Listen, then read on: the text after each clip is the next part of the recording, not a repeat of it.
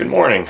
I've got my 1/10 scale Redcat racing buggy here. It's a Shockwave, and the reason I've got it on my bench right now is because, believe it or not, I actually had an incident with it already. The other day I was out doing some final tuning, or attempting to do some final tuning on the engine, and I had the high speed tuned fairly well, and it was really getting up to speed. And of course I didn't have it at the park. I was doing it around my street again, and I was going along the curvature of my road, and I'll put some pictures up here.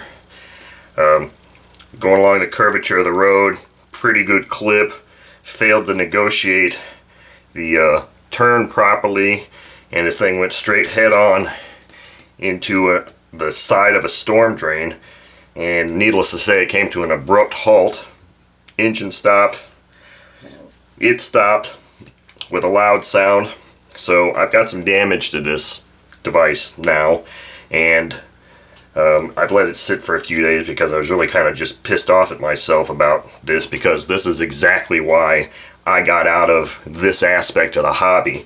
You're out there having a good time, and then you make one silly mistake and it ends up costing you money. So what I'm going to do now is I'm going to start disassembling much of this to assess all of the damage, so I can see how many pieces need to be replaced, and then tally up the total of the parts that need to be replaced, and then determine whether I am going to do it or not. Now I can see some of the damage. It hit right here, so this thing, maybe the front of the chassis might be bent in a little bit, but I've got some breakages here in the steering arms. This upper tray is broken here. None of this stuff is super critical, but one of the things that was damaged was the switch in here. When it hit so hard, the battery pack slid forward with all of its might and damaged the outer housing of this switch, so the switch no longer works. So the switch is gone. Upper plate is damaged, and we've got a couple of steering arms that look like they took some damage. So I'm going to, there's a lot here to disassemble, and I'm not going to show all of this on this video. Quite honestly, I'm just going to be paying a real careful attention to it, and I'll be using this sheet that came with it with all the parts of the engine. The exploded parts breakdowns are good, but they're pretty freaking small. So it's been a while since I've disassembled one of these things, and I'm just hoping that I'm going to try and take as little apart as possible, but in the end, one of the things I do want to get out of here is I want to take this engine out, because I also want to assess, make sure it's not hurt. Now, on this same run, the very final thing before this incident happened was I got the engine running, and the pull start string pulled out. Now, it didn't break, it pulled out. Now, in the past, I've had this happen. This happens to every single freaking pull starter I've ever owned. It doesn't matter if it's a Redcat, Traxxas, Team Associated. These pull starts just aren't made to last very long.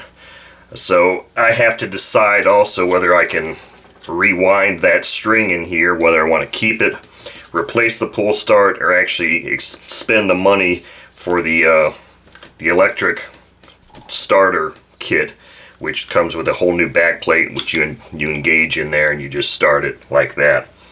So I'm going to assess the damage, come up with a parts count that I would need to bring this back to original 100% good, and then make the determination as to whether or not I'm actually going to spend that money on it or let it sit.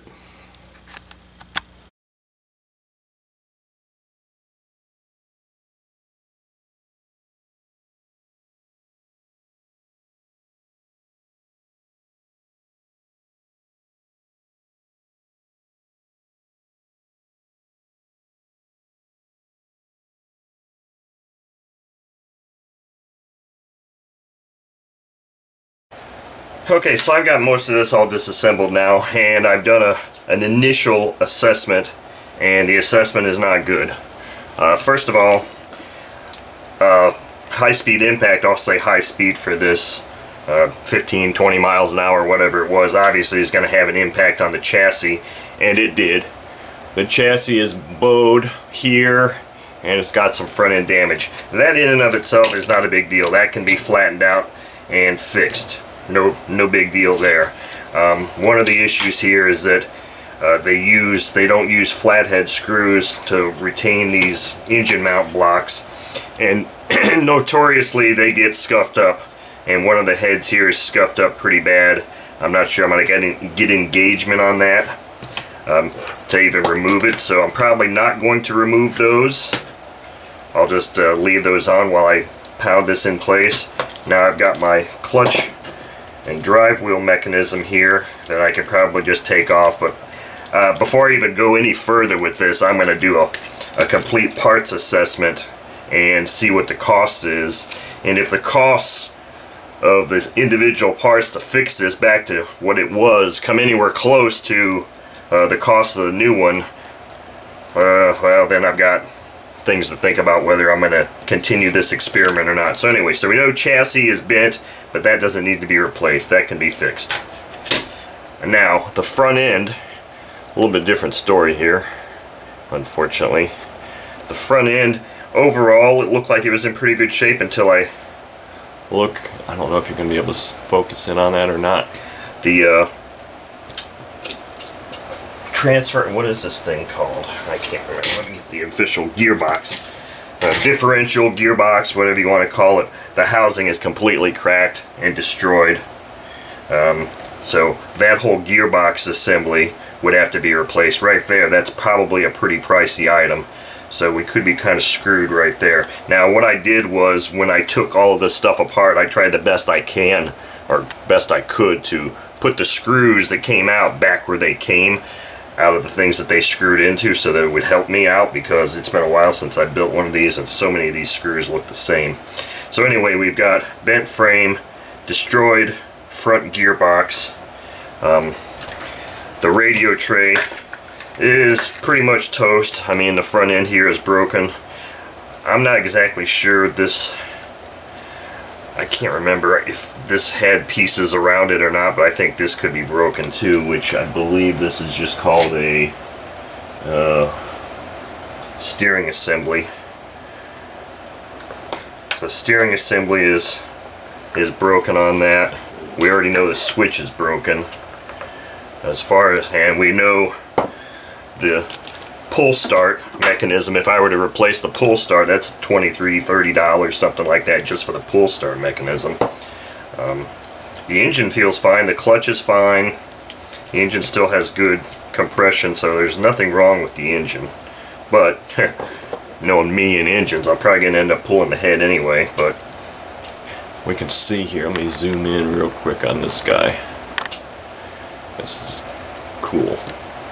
Nice little engine. Got really good compression. We got a screw coming out here. But anyway, so we've got pull start,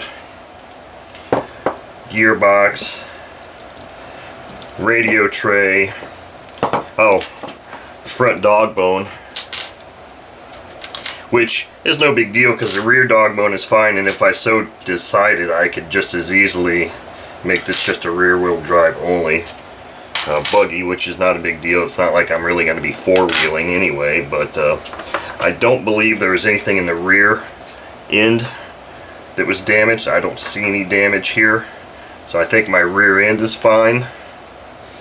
But so that's our initial assessment. Like I said, I'm not going to take this clutch assembly drive gear off here until I actually just go online here and do a quick parts assessment to see how much this stuff is going to cost and decide whether I'm even going to continue with this experiment or not, or this aspect, because quite honestly, this is exactly why, one of the reasons I got out of it. I had so many of these big trucks and cars, and you know, when something like this happens, anytime a racing incident, I'll say, or a driving incident happened, it always seems like it was at least $70 to $100 to fix something. And that got old after a while. So that's where we stand with this.